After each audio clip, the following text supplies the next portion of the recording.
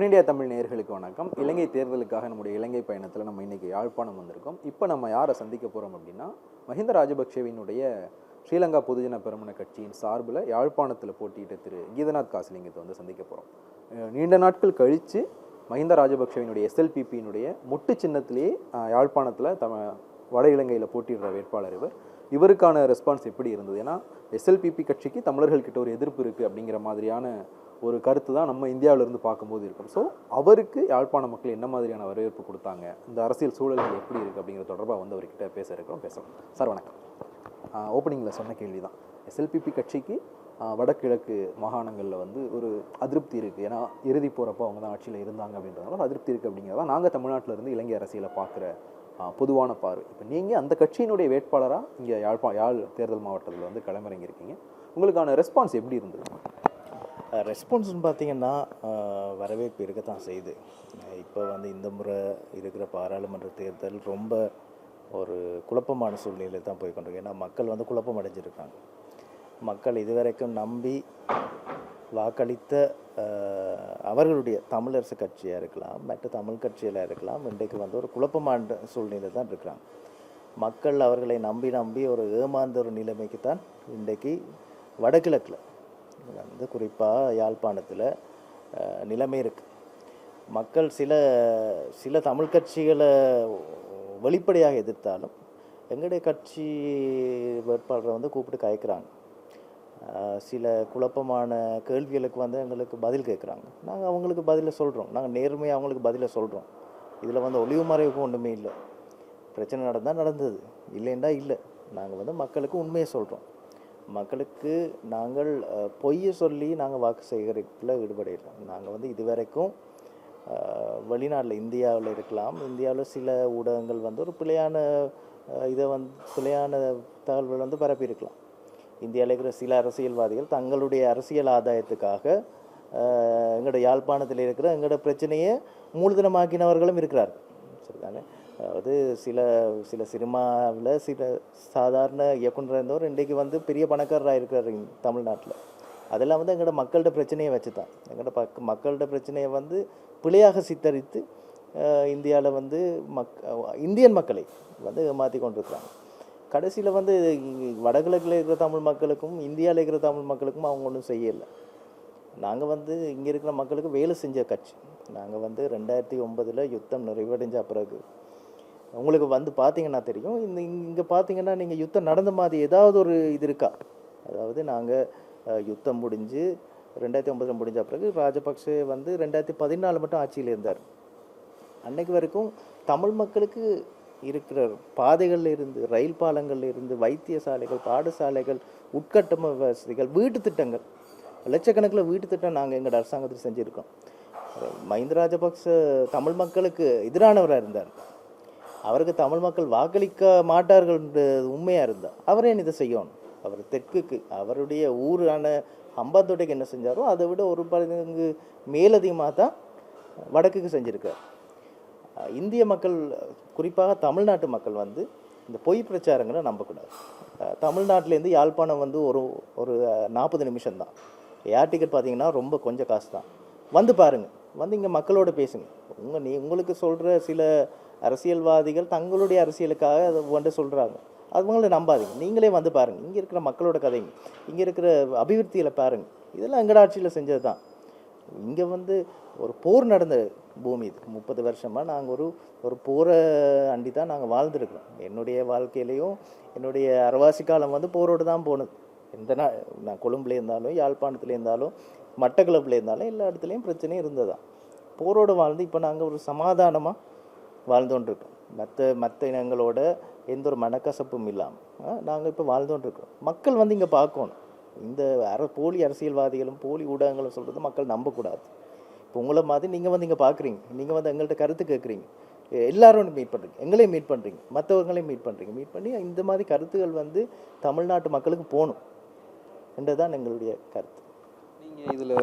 நீங்கள் இந்த பதில் ஆரம்பிக்கும் போது ஒன்று சொன்னீங்க, தமிழ் மக்கள் இங்கே இருந்த தமிழ் அமைப்புகளால் வந்து ஏமாற்றம் அடைஞ்சிருக்காங்க, தமிழரசு கட்சி உள்ளிட்ட தமிழ் அமைப்புகளால் ஏமாற்றம் அடைஞ்சிருக்காங்க. நான் பார்வையாளர்களுக்கு இன்னும் கொஞ்சம் தெளிவு கொடுக்கறதுக்கு வந்து நான் தமிழ்நாடு அரசியலோடு ஒப்பிடுறேன். தமிழ்நாடு மக்களுக்கு தமிழ்நாடு மாநில கட்சிகளான திமுக அதிமுக மேலே விமர்சனங்கள் இருந்தாலும் அவங்க பெரும்பாலும் வந்து தேசிய கட்சிகள் பக்கம் போகிறதில்ல ஒரு பெரும்பான்மை அளவில். இப்போவும் காங்கிரஸ் பாஜக உள்ளிட்ட தேசிய கட்சிகள் தமிழ்நாட்டில் திராவிட கட்சிகளுடைய நிழலில் தான் வந்து அவங்க பதவிகளை வந்து பெற்றுக்கிட்டு இருக்காங்க. அதே மாதிரி தானே இங்கேயும் இருக்கும். தமிழரசு கட்சி மாதிரி தமிழ் அமைப்புகள் மேலே யாழ் மக்களுக்கு எவ்வளவு கோபம் இருந்தாலும் அந்த கோபம் வந்து என்னோட கேள்வி என்னென்னா, அந்த கோபம் இவங்களை தவிர்த்துட்டு தமிழ் அமைப்புகளை தவிர்த்துட்டு தேசிய கட்சிகளான எஸ்எல்பிபியோ இல்லை ஐக்கிய மக்கள் சக்தியோ தேர்வு செய்கிற அளவுக்கு அந்த கோபம் அதிகமாயிடுச்சா? இல்லை, உண்மையாக பேசணுன்னா அப்படி இல்லை. ஆனால் நாங்கள் என்ன சொல்கிறோன்னா, மக்கள் வந்து சுயநலவாதிகளாக மாறணும். தமிழ்நாட்டிலையும் இருக்கட்டும், யாழ்ப்பாணத்தில் இருக்கட்டும், மக்கள் தங்களுக்கு அவர்களுக்கு வேலை செய்யக்கூடிய அரசாங்கம் இது. ஏன்னா வந்து நாங்கள் அரசாங்கம் வந்தாலும் இந்திய அரசாங்கம் வந்தாலும் அபிவிருத்தியவோ வேலைகள் திட்டங்களையோ செய்ய போகிறது வந்து மக்களுடைய வரிப்பணத்தில். அதை வந்து சரியாக யார் செய்கிறார்களோ அவங்களுக்கு வாக்களிக்கணும். நாங்கள் வந்து தமிழரசு கட்சியாக இருக்கலாம், தமிழ் கட்சிகளாக இருக்கலாம், தங்களை இந்த பிராந்தம் சார்ந்த கட்சிகளாக இருக்கலாம், அவங்க வேலை செய்யாட்டி அவங்கள ஒதுக்கணும். அரசியல்ன்றது இப்போ பழைய மாதிரி இல்லை. இனி வந்து அரசியல் வந்து நாங்கள் வந்து இதுவரைக்கும் மக்களை நம்பி எங்களுடைய நம்பி 70 வருஷமாக அவர் எல்லாருக்கும் வாக்களிச்சிருக்கோம்.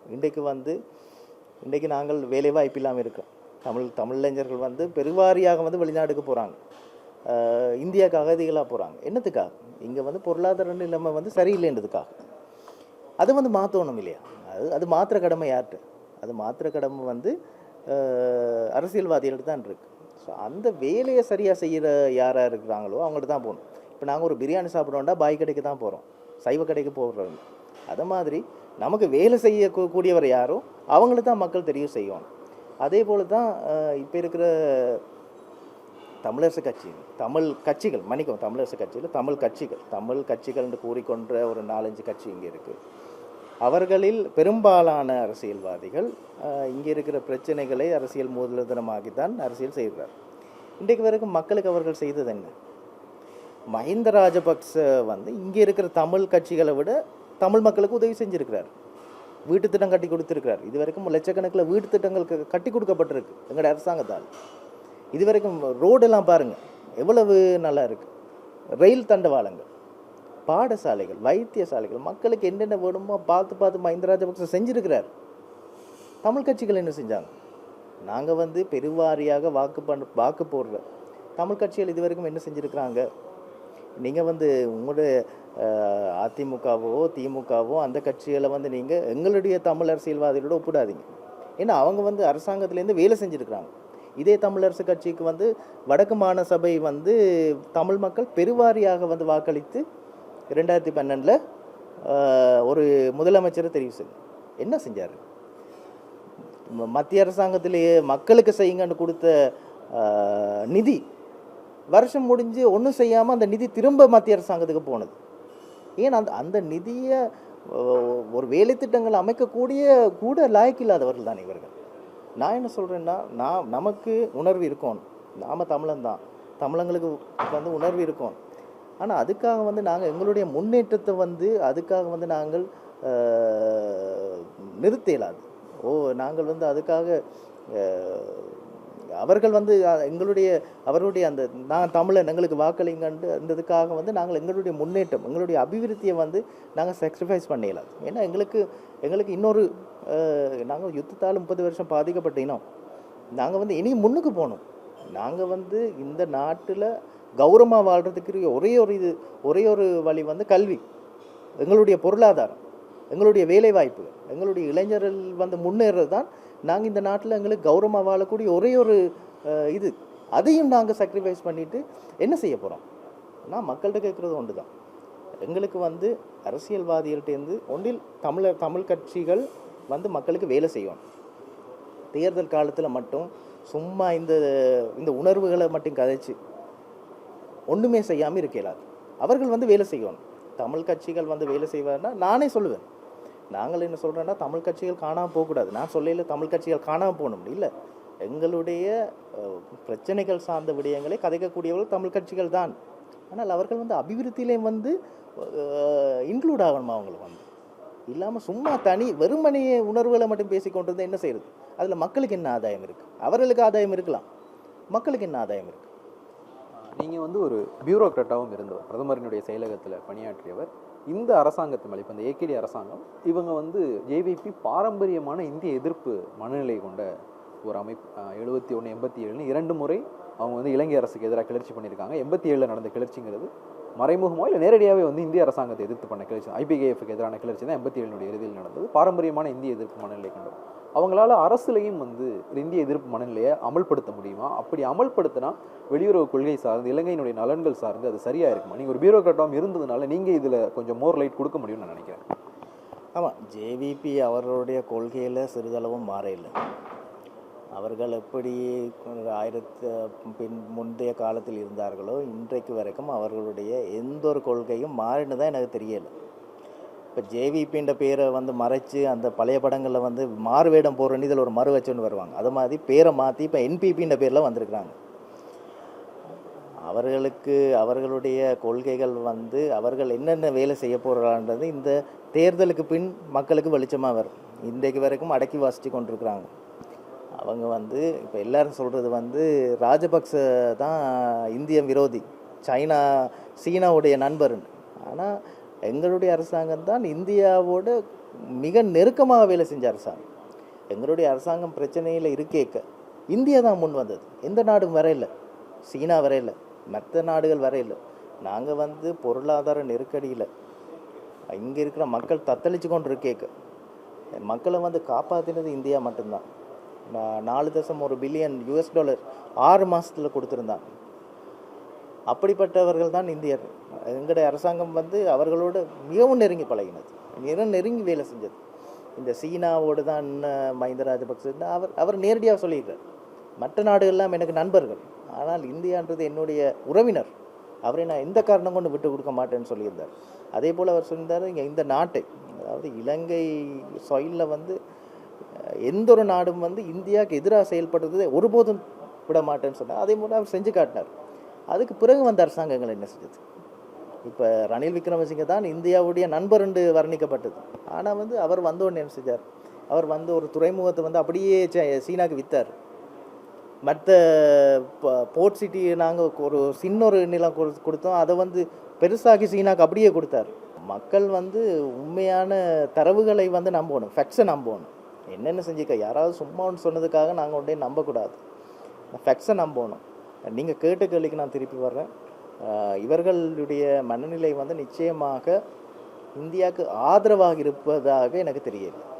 எதிராக இருக்குதா இல்லையான்னு தெரியாது, ஆனால் நிச்சயமாக ஆதரவாக இருக்காது என்றதில் நான் இருக்கிறேன். ஆனால் இவர்கள் இதுவரைக்கும் ஒன்றையும் காட்டுறாங்க இல்லை, தேர்தல் முடிய மட்டும் அமுக்கி கொண்டு இருக்கிறாங்க. ஆனால் தேர்தல் முடிந்து அவர்களுக்கு ஒரு பெருவாரியான ஒரு வாக்குகள் கிடைக்க நிச்சயமாக அவருடைய கோரமுகத்தை மக்களுக்கும் மத்திய நாடுகளுக்கும் வந்து அவங்க காட்டுவாங்க. ஒரு இப்போ இந்த நடந்து முடிஞ்ச ஜனாதிபதி தேர்தலில் நாமல் ராஜபக்சே போட்டிக்கிட்டு இருந்தார். ஒரு பெரிய பின்னடைவை சந்திச்சிருந்தார். ஒரு 4வது இடம் தான் வந்து அவருக்கு கிடைச்சிருந்தது. அதுலேருந்து நமக்கு ரொம்ப நாள் ஆகலை, ஒரு 2 மாதத்துக்குள்ளே, 2 மாதம் இன்னும் முழுமையாக முடியலை, அதுக்குள்ளே நம்ம நாடாளுமன்ற தேர்தலுக்கு போயிட்டோம். இந்த தேர்தலில் வந்து SLPPயால் எவ்வளோ நல்லா பெர்ஃபார்ம் பண்ணிட முடியும்னு நினைக்கிறீங்க? அந்த சரிவிலிருந்து மீண்டு வாய்ப்பு இருக்கா? இன்னும் ஒரு கோர் கொஸ்டின், ராஜபக்சே குடும்பம் நீண்ட நாட்களாக வந்து அதிகாரத்தை சுவைத்த ஒரு குடும்பம். அந்த குடும்பம் வந்து மறுபடியும் அதிகாரத்தை நோக்கி மீண்டு எழும் நம்புறீங்களா? இல்லை, குடும்பம்னு நாங்கள் பார்க்கக்கூடாது. நாங்கள் ஒரு கட்சி.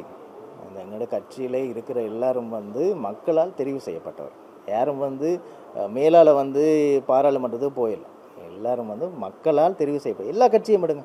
ஜேவிபிலேயும் ஒரு அப்பவுமானு கேட்குறாங்க எலெக்ஷனில், ஐக்கிய மக்கள் சக்தியிலையும் கேட்குறாங்க, UNPலையும் கேட்குறாங்க. எல்லா கட்சியிலையும் வந்து குடும்ப அரசியல் இருக்குது. குடும்பமாக கேட்குறார்கள் இருக்கிறாங்க. ஆனால் வந்து மக்கள் அவங்கள தெரிவு செய்வாங்க. ஆனால் எங்களோட கட்சியில் இருந்தவங்க எல்லாம் மக்களால் பெருவாரியாக வந்து தெரிவு செய்யப்பட்டவர்கள் தான் எங்களோட அரசாங்கத்தில் இருந்தாங்க. அதே போல் நீங்கள் கேட்ட கேள்வி, எங்களுடைய போன ஜனாதிபதி தேர்தலில் எங்களுக்கு ஒரு பின்னடைவு வந்தது தான், அது உண்மை தான். அரசியல் எதுவும் நிரந்தரம் இல்லை. நாங்கள் வந்து ஒரு பின்னடைவுக்காக நாங்கள் வந்து விட்டுட்டு போகிற கட்சிகள். நாங்கள் இருந்து மக்களுக்கு தெளிவு பண்ண போகிறோம். ஜேவிபி அரசாங்கத்தை எங்கள்கிட்டேருந்து தட்டி பறித்தது வந்து பொய்களை சொன்னாங்க. உகாண்டாவில் வந்து ஒரு 18, அதாவது 18 பில்லியன் US$ வந்து ராஜபக்ச மேர் வந்து கொண்டு போய் உகாண்டாவில் வச்சுருக்குறாங்கன்னு சொன்னாங்க. அதுக்கான எல்லா எவிடன்ஸும் எங்கள்கிட்ட இருக்குது. எங்களுக்கு அரசாங்கத்தை தாங்க, நாங்கள் பிடிக்க போகிறோம் அப்படின்னு சொன்னாங்க. எங்களோட கட்சிக்காரங்களே சொன்னாங்க, ஓ இவங்க வந்து இவ்வளோ காசை கொண்டு வச்சிருக்கிறாங்க, சரி கொண்டு வாங்க என்று ஆட்சியை இவங்களுக்கு கொடுத்தாங்க. இது வரைக்கும் ஒன்றும் நடக்கலை. இப்போ உங்கள்கிட்ட வந்து எனக்கு எந்த அக்கௌண்ட்டில் காசு இருக்குன்னு உங்களுக்கு தெரியுமெண்டா, என்ன கைது செய்கிறதுக்கும் உங்களுக்கு போகிறது எவ்வளோ நாள்? 1 கிழமை, 2 கிழமை? இது வரைக்கும் எந்த ஒரு முன்னெடுப்பும் செஞ்சதாக தெரியலை. இவங்க வந்து பொய்க்கு மேலே பொய்யை சொல்லி இந்த அரசாங்கத்தை எடுத்தாங்க. பெட்ரோல் விலை வந்து இப்போ உங்களுக்கு தெரியும் 300 ரூபா ப்ளஸில் இருக்குது. அந்த பெட்ரோல் விலையை 50 ரூபா கொடுக்குறேன்னு சொன்னாங்க. அதாவது 1 ரூபா 2 ரூபா இல்லை, 250 ரூபா குறைச்சி பெட்ரோல் கொடுக்குறேன்னு சொன்னாங்க. மக்கள் இதெல்லாம் நம்பினார். மக்கள் அப்பாவிகள். மக்கள் வந்து அரசியல்வாதி என்ன சொன்னாலும் நம்புகிறாங்க. நாங்கள் அதுக்காக பொய் சொல்லி மக்களை வந்து திசை திருப்பேன். இவங்க வந்து பொய்யலை சொல்லி, பொய் குற்றச்சாட்டுகளை சொல்லி தான் இந்த அரசாங்கத்தை எடுத்தாங்க. அந்த அரசாங்கம் கடைசி வரைக்கும் நிலைக்காது. நாங்கள் சொல்கிறோம் என்னென்னா, இந்த அரசாங்கம் மேக்சிமம் 2 வருஷத்தில் மக்களால் தூக்கி எறியப்படும். மக்கள் வந்து உண்மையை ஒரு நாள் தெரிந்து கொள்வாங்க. நாங்கள் அரசியலை விட்டு போகிறதில்லை. நாங்கள் இந்த அரசியலில் தான் இருக்க போகிறோம். மக்கள் எங்களை புரிந்து கொள்ளும் வரை நாங்கள் அரசியல் செய்வோம். மக்கள் எங்களை புரிந்து கொண்டால் நாங்கள் ஆட்சி அமைத்து மக்களுக்கு நல்ல வச்சு செய்வோம்.